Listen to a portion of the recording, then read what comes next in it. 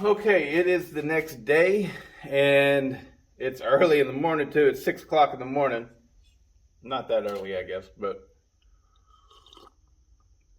I had to run down here and do this video because I saw a post where TW was going to use his mandrel, and he's going to use it on a Poland 60cc cylinder. Don't, TW. First, use this on something you don't care about. Use it on a trash cylinder. Something. Use it on something you don't care about, because I almost screwed up this. So, here's what I have learned. Don't push down.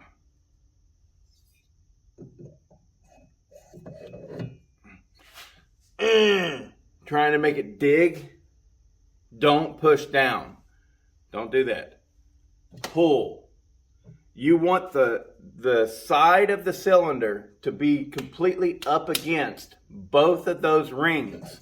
You got 1, 2. You want the side of the cylinder to push against those rings. That way you keep it upright.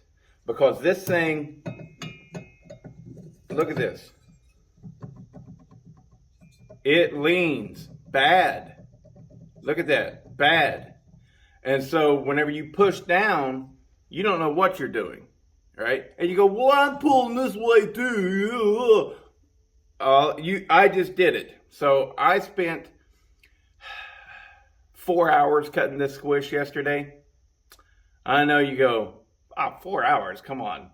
Yeah, I spent 4 hours, maybe close to 5, cutting the squish on this. What I want to say is these things are not the magic bean that I was hoping. But I think it's more along the lines of I need to learn how to use it properly. So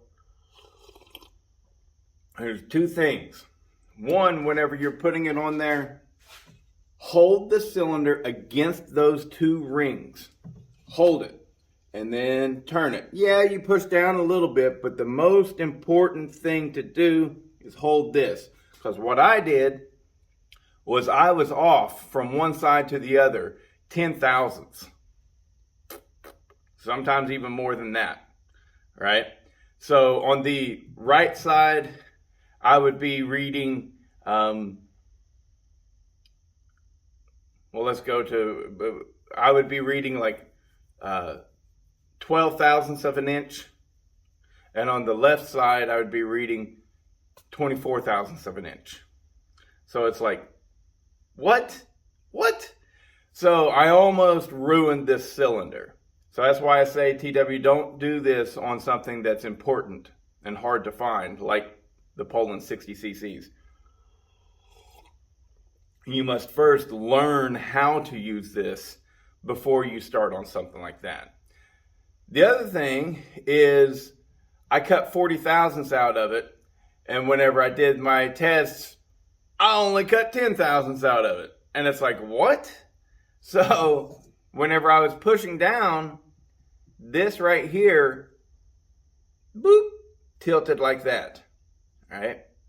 So that's another reason not to push down, because you will mess up your setting on this, on the actual high-speed steel that does the cutting.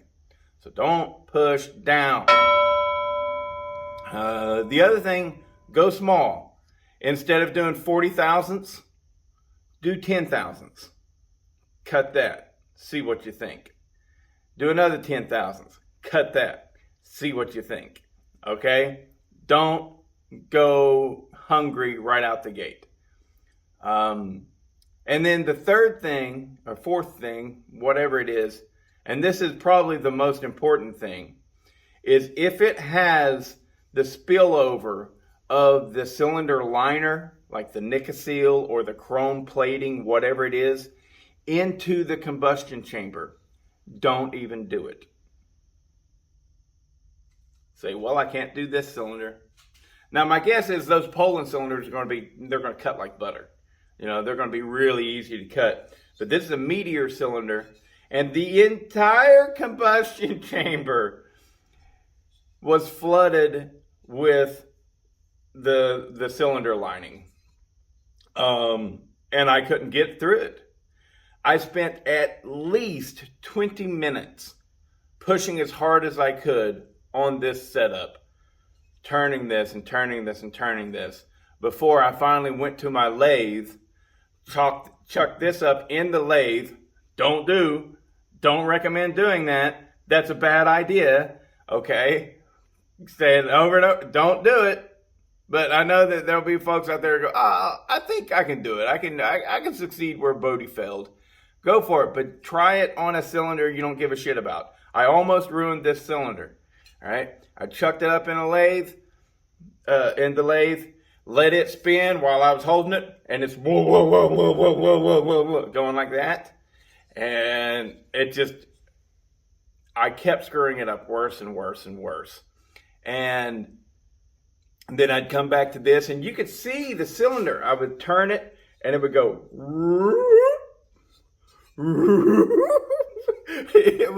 I was just like, what the motherfucker? So, yeah. And the way I fixed it was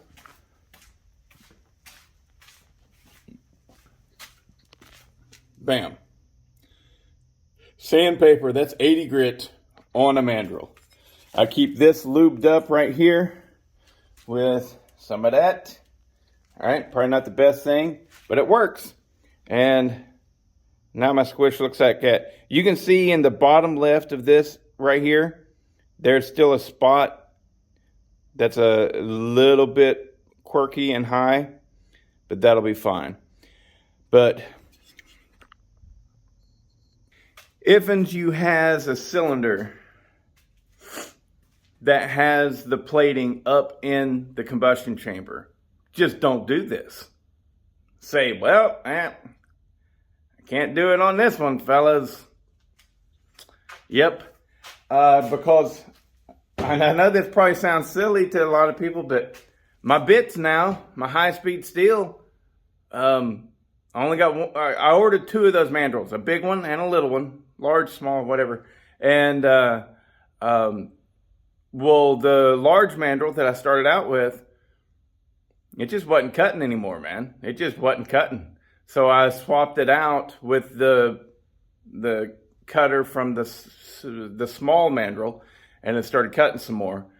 Those Meteor cylinders are hard, and even whenever you break through the plating, the aluminum itself is really high quality aluminum. Really high quality aluminum. It's not like the other stuff. Like a Chinese cylinder, it's just like butter. It just cuts so easy. That Meteor stuff is high quality shit, and it's hard to cut. I can't wait to try a stock cylinder and see how it does. But so my high-speed steel pieces aren't cutting good anymore. So I need to see it getting more of those. Hey, Joe. It's like, give me a pack of 10 of those things, man. Because my first cylinder, now I do understand that it was largely because of the way I did it. I don't know if you can see that edge now. And I can see there's parts of the high-speed steel that are, so you can see it, a little chunk there that's missing.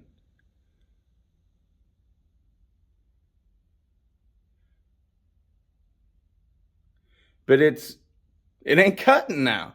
One cylinder. So I understand that, I shouldn't have put it in the lathe. Totally get that. That's my fault. But even still, shit, man. That's high-speed steel. That should have lasted longer than that. But yeah, I'll never do that again. If I have a cylinder that has the lining going up into the combustion chamber, I just sandpaper that shit. Use sandpaper to get through that, and then start with this mandrel thing. Or just never do it. Never, ever again. Never. And never again push down hard, because that takes your bit and it tilts it, and then you're not getting what you want. And always hold pressure on the side. What I found it was easiest is have the cutter away from you and you're pulling, doing a quarter of a turn at a time. Boom, boom, boom. And start off slow. Do like a 10,000th cut.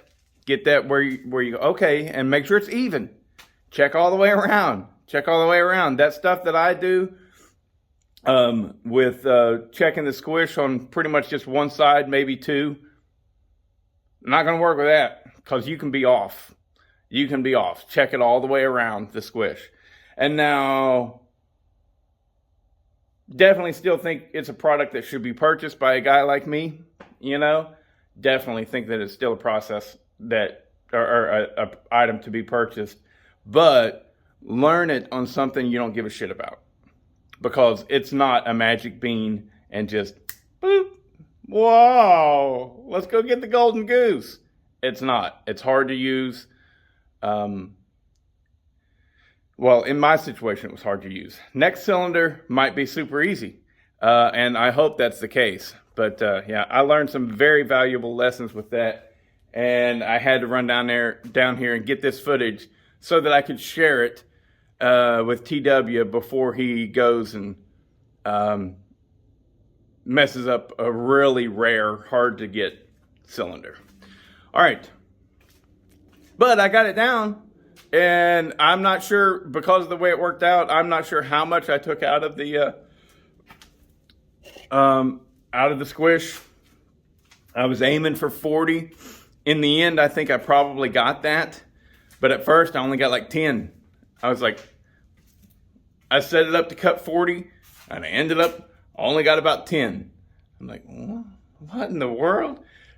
Yeah, so it was all over the place. Little steps on a cylinder you don't give a shit about. But now I really dropped it down. My intake, which stock was 75 on that cylinder. 74, 75. Now it's at 78, 79, something like that. And then the exhaust is all the way up to like 108. So I've got a lot of room to work with stuff now. And that combustion chamber is nice and small. So hopefully she cuts good. That's a steel MS 461, in case you were wondering.